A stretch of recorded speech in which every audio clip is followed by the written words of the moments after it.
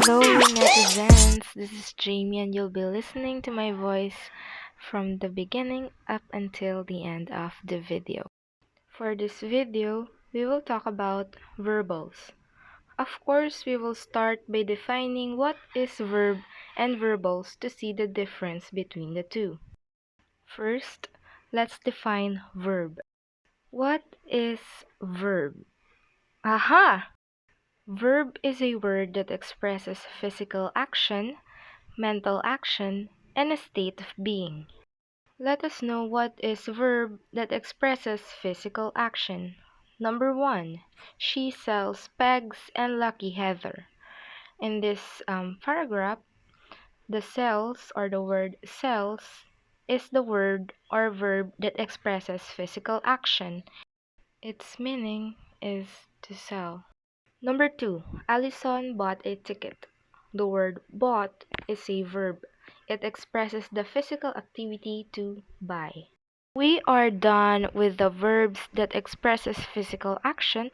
Let's move on to verbs that expresses mental actions. For number 1, she considers the job done. The word considers is a verb. It expresses the mental activity to consider. For number 2, Peter guessed the right number. The word guessed is a verb. It expresses the mental activity to guess.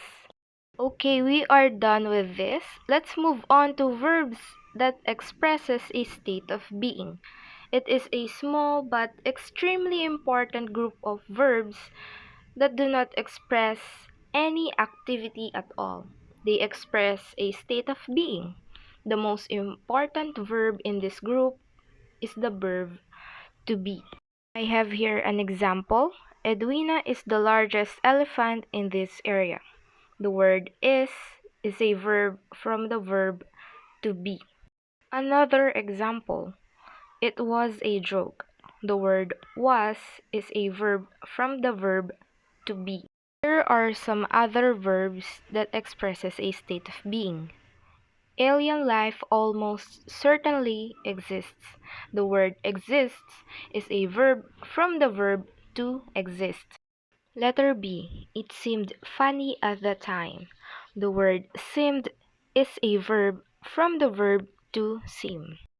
Other than that, the most commonly known definition of verb is that verb is an action word, which is very on point and straightforward. There, we already discussed and I gave examples of verb in different sentences. Let's move on to verbals. Next is verbals. Whoa, whoa. It is different from verb. Yup, you got it right. It is different from verb. That's why we are doing this video, to give information about verbals. Verbals. Verbals are words that form from a verb but function as a different part of speech. In other words, verbals look like they are verbs, but sorry, they really function as noun, adjective, or as adverb. Verbal has three forms.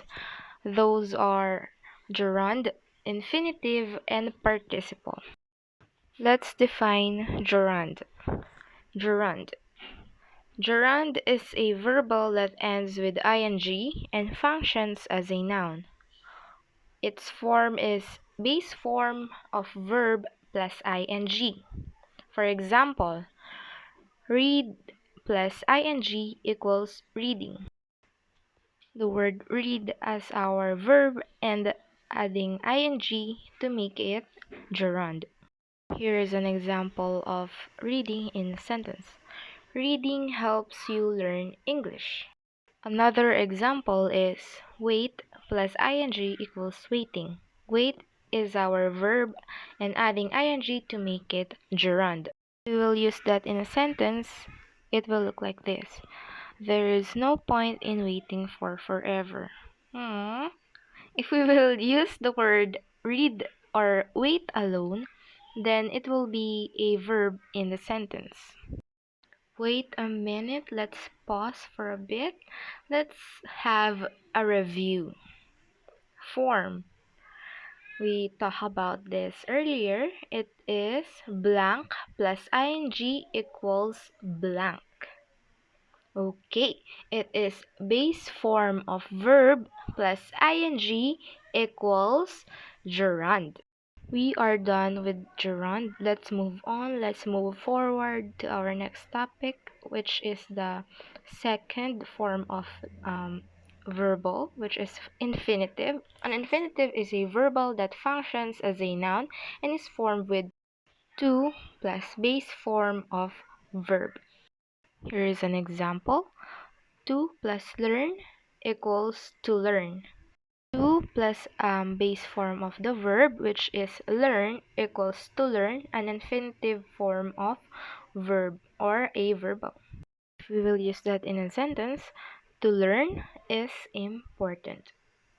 Next, number 2. To plus write equals to write. In sentence, my goal is to write. For an exercise or an activity, most students plan to study. Can you find where is the infinitive verbal in the sentence? What is the base form of verb in the sentence or in the infinitive? I will give you 5 seconds to answer. You can write your answer on your paper, on your scratch paper, or just simply think of your answer. 5, 4, 3, 2, 1. Are you sure? Sure? Okay. The answer is to plus the base form of verb, which is study, equals to study, an infinitive. Another exercise, she promised to return.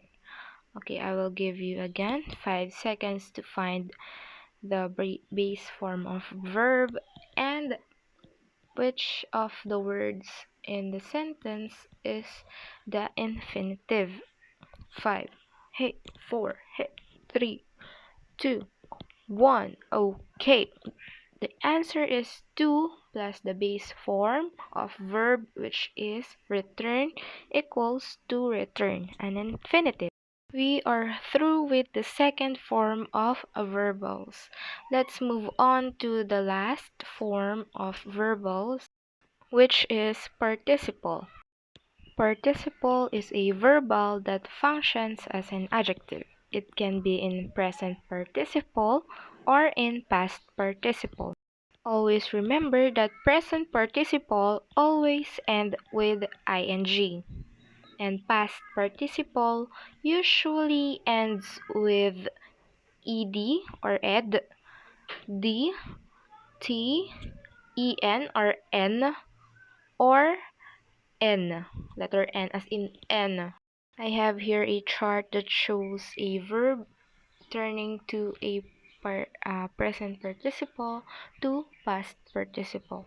Number 1, our verb is to rise. Present participle is the rising sun. Past participle, the risen sun. Next, to boil as our verb. Present participle, the boiling water.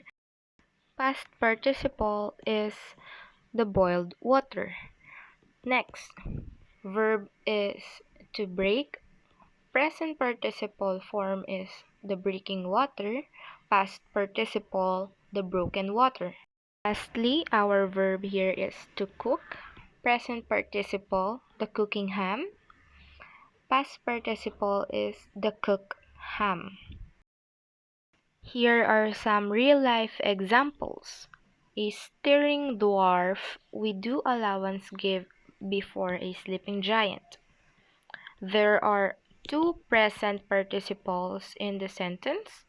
Number 1 is staring and next is sleeping. 2 present participles. Next, food is an important part of a balanced diet. It is a past participle, the word balanced. Those are the 3 forms of verbals. Again, number 1, gerund. Number 2, infinitive. And number 3, participle. So, Jamie, what is the difference between verb and verbals? There are difference between the two? Between verb and verbals? Oh my gosh. Stay calm. Don't panic. I got you, boo. I got your back. That's why I'm here. I will help you know what is the difference between verb and verbals. Okay, let's go. Let's find out. The difference between a verb and a verbal is not done by looking at the word itself. You have to see how the word is being used. Verb versus verbals. I will give an examples to, for you to better understand it. Our butler walks the floor. The word waxed is oops. You first. What do you think is the word waxed? Is it a verb or a verbal? I will give you again 5 seconds to think, to write down your answer. Okay, here we go. 5, hey, 4, hey, 3, hey, 2, hey, 1. Okay, ding ding ding ding ding. The answer is verb. The word is used as a verb to tell what action is being done. For the next sentence, the waxed floors were slippery and dangerous. For the underlined word, it is waxed. Okay, again, you will guess if the word waxed is a verb or verbals. Of course, I will give you time to think or write down your answers. And here we go. Here is a countdown that you are waiting for. 5, hey, 4, 3, 2, 1. Ding ding ding ding ding. The answer is verbal. The word still looks like a verb, but it is used as an adjective. Again, the difference between a verb and a verbal is not done by looking at the word itself. You have to see how the word is being used. Other than that, yes, another one, another one, another one. Yes. Other than that, I have a reminder. A verbal can never be the verb of the sentence. That's it for this video. It's a wrap, yes? Thanks for watching. I hope you learned something from me. Again, I am Jamie Constantino Abala, and you're listening to my voice up until this moment. Thank you.